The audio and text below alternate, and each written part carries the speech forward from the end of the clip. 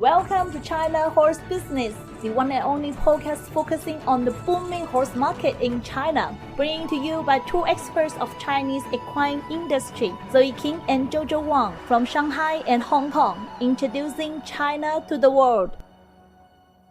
Hi Jojo, how are you doing? I'm doing great. Quite busy between racing and studying. How about you? I'm okay. I went to Beijing last weekend for a business trip. Beijing is getting quite cold. Autumn is here. Right. The autumn racing season started on the 17th of October in Wuhan. Let's bring our listener to the Wuhan race day in today's China news. Sure, for the first racing day of the autumn season in Wuhan, 5 races are composed of 4 thoroughbred races and 1 local bred race. Important racing clubs and owners such as Yulong, Mengjun, Jinhuaxin brought their best horses to Wuhan for the autumn season. The prize money is fixed at 50,000 RMB per race. The race day attracted over 4,000 spectators. In the past season from April to July, Wuhan organized 7 race days in total, and horse owners are expecting 5 more race days for this autumn season. Wuhan race course has strongly affected by COVID. In 2020, 20 racing days were scheduled in Wuhan, but due to the COVID, the race course was totally blocked down and the races were suspended. We introduced Wuhan Race Course and its Boquan Training Center in episode 14 of season 1. Zoe, in the same episode, you also interviewed Roy Soverino, a horse trainer from Australia and worked for Yulong Race Cup in preparing the race in Wuhan. Yes, he told me how they overcame all difficulty in Wuhan during the lockdown and the darkest moment of COVID. It is very meaningful to keep this historical record. Guys, you can go back to episode 14 of season 1 to listen to all this information relating to racing in Wuhan. All right, for China Club session today, let's go to Beijing and see what's happening in Sheerwood Equestrian Club. Founded in 2004, Beijing Sheerwood held 10 consecutive years of jumping Grand Prix and contributed to the organization of Beijing Masters. Sheerwood is an approved riding club of BHS with mostly individual horse owners and riders. The facilities in Sheerwood are top-notch, including a well-equipped equine clinic. The club is basically reserved to horse owners, not open to public. In terms of competitions, Sheerwood initiated the China Young Horse Sheerwood Grand Prix in 2019, dedicated to Chinese breed horses from 4 to 7 years old. This year, the 3rd edition of the China Young Horse Sheerwood Grand Prix was held last weekend, from October 21st to 23rd. Leave us a message if you want us to cover this event in the next episode. Sheerwood is owned and managed by Mr. Ruan Shu, a former port star in China, becoming a professional rider. That's why Sheerwood Grand Prix is supported by many of his celebrity friends such as Yu Qian, Wu Jing, and Ma Weidu, which is very helpful for the competition to gain more exposure and influence on social media. For sure. Well, let's switch again our direction and head to Shanghai for our China story session. We had a nice chat with Rachel ZHANG. She is a Canadian-born Chinese rider, currently coaching in Shanghai Yunchang Liu Equestrian Club. Hello, Rachel. How are you doing? Hi. Hey, Zoe. Hey, Jojo. I'm doing great. How are you girls? Doing good. You doing good? Yeah, good. Glad to chat to you today. So, Rachel, I know you for a while. You're a rider. You're very passionate about horses. So let's start from the beginning. How did you start to ride? Absolutely. Thank you so much for having me.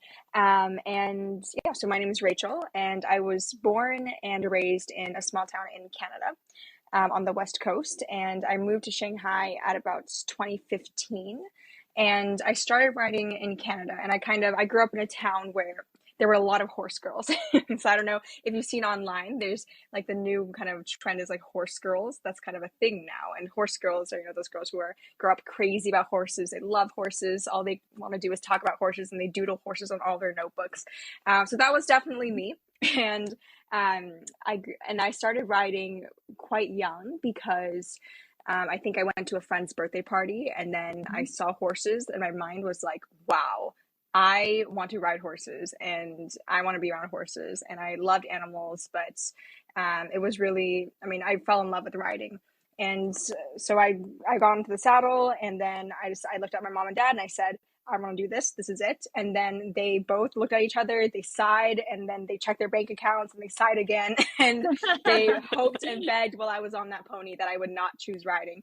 And they promised me a pony at 12 years old because they thought that I wouldn't ride until 12 years old. But I did end up riding until 12, and I've been riding since then. I never did end up getting my pony, unfortunately.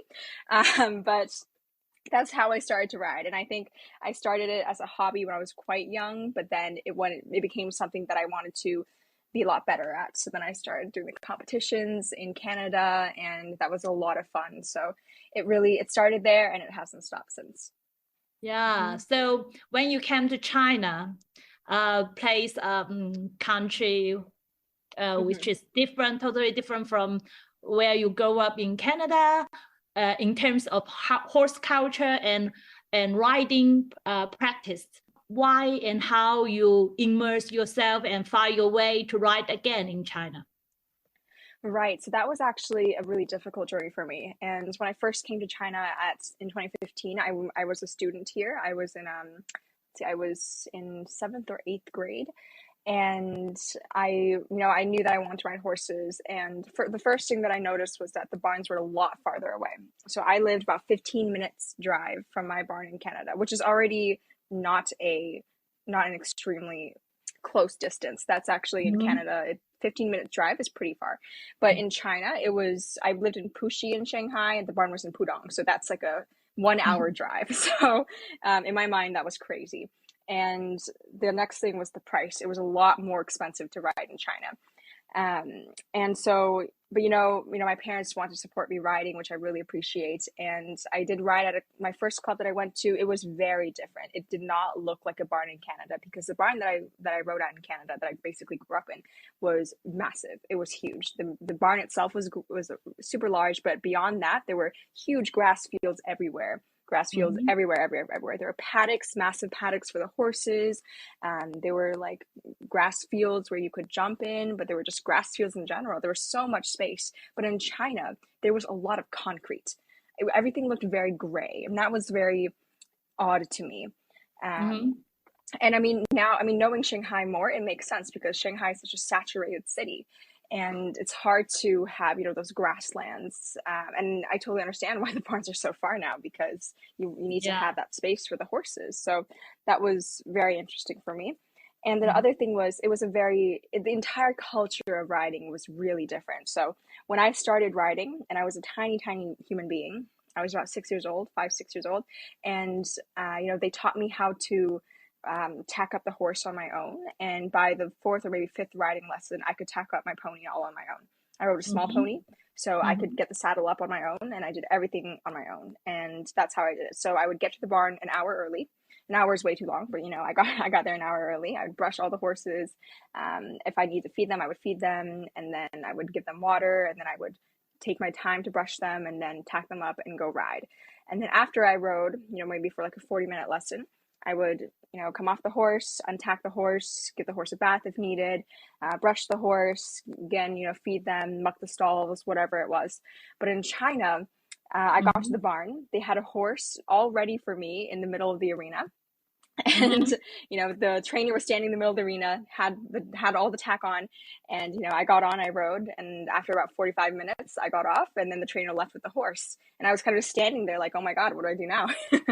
Which was, I kind of felt, I don't know, I didn't know if I should feel neglected or if I should feel like a queen, because this was such different treatment.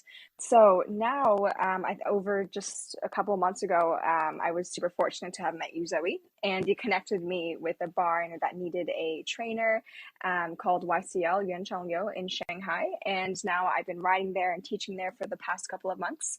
And now I'm at the barn 3 times a week for 4 or 5 hours at a time, which is just amazing.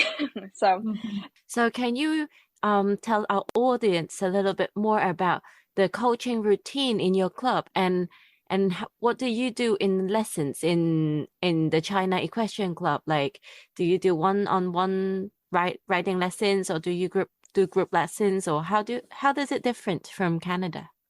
My coaching routine here at YCL is I get to the barn at least half an hour early for lessons, but usually if I can come earlier, then I'll come earlier too.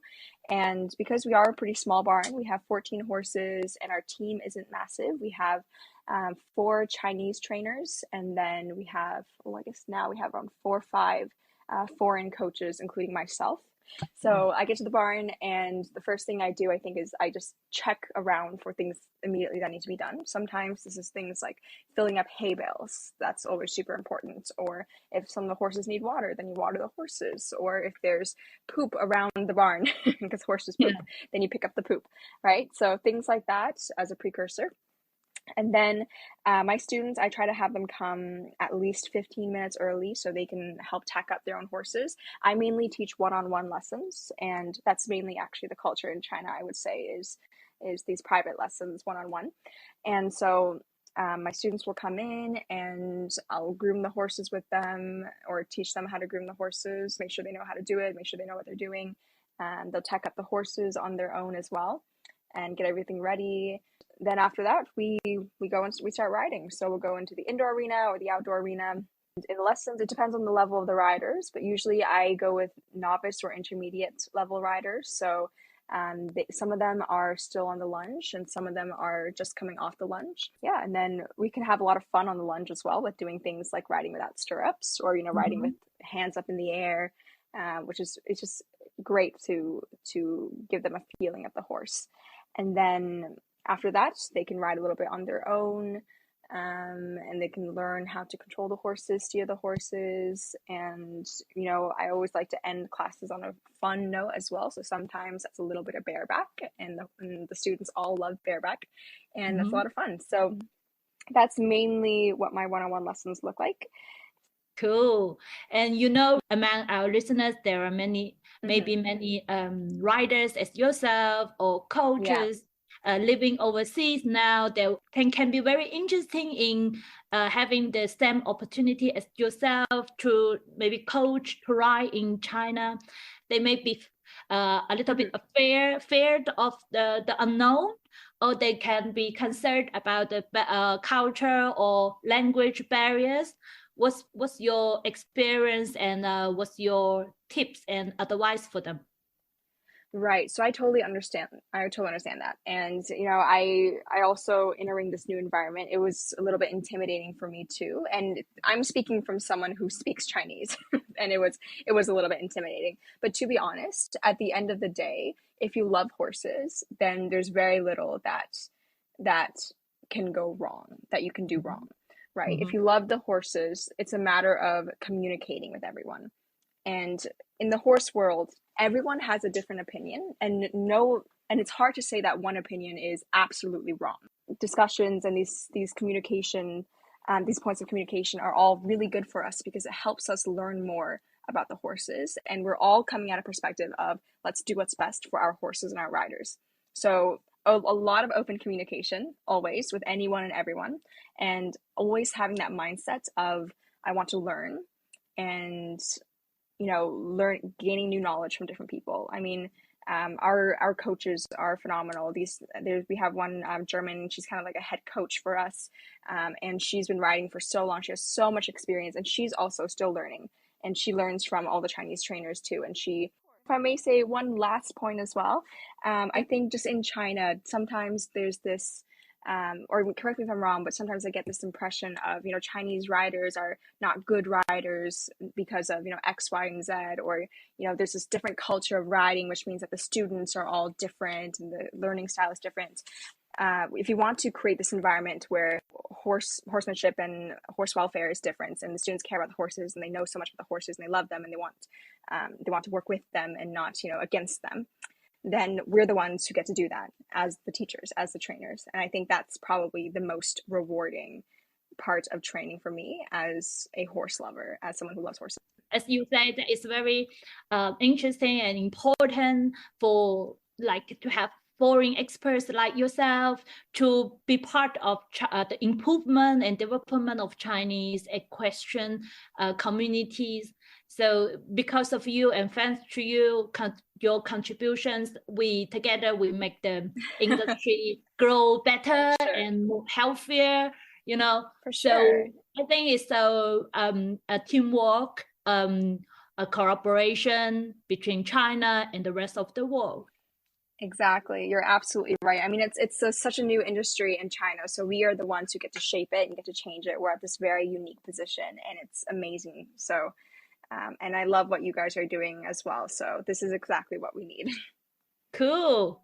Well, thank you, Rachel. Thank you for speaking with us today, share with us. Of course. And then, keep going. Absolutely. Of course. Thank you guys so much for having me.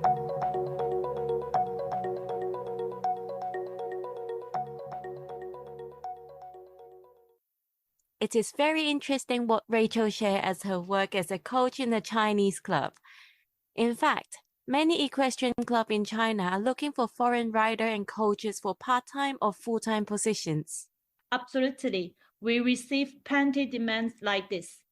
Foreign experts are particularly demanding because of the international travel restriction.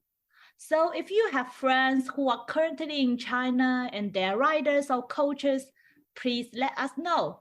We may find good positions for them in many cities in China. For those who are not in China yet, you can also contact us and send us your CV so that we can get in touch with you as soon as the border reopens.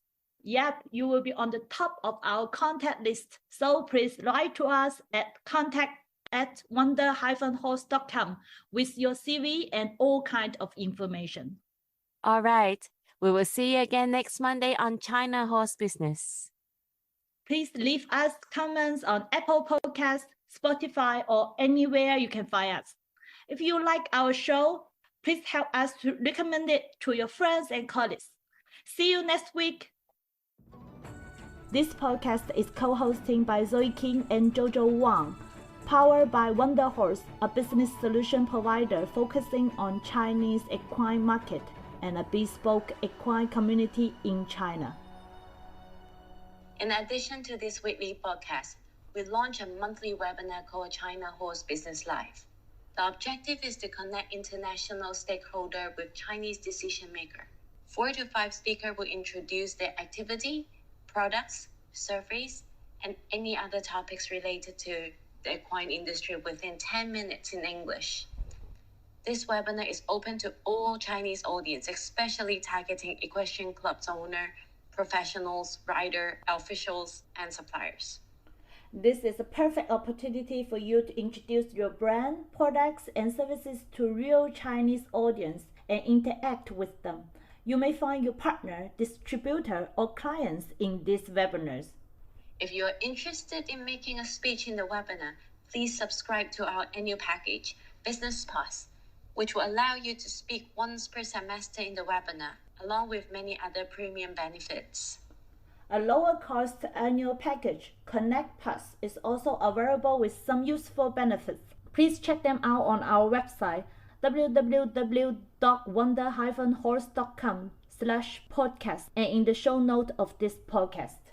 Thank you for listening to our podcast. You can subscribe it on Apple Podcasts, Spotify, and any podcast channel by searching the name of our program, China Horse Business. We are also looking forward to meeting you in China Horse Business Live, a monthly webinar connecting international stakeholders with Chinese decision makers. Please feel free to leave us comments and recommend our program to your friends and colleagues. Spare the world and stay tuned.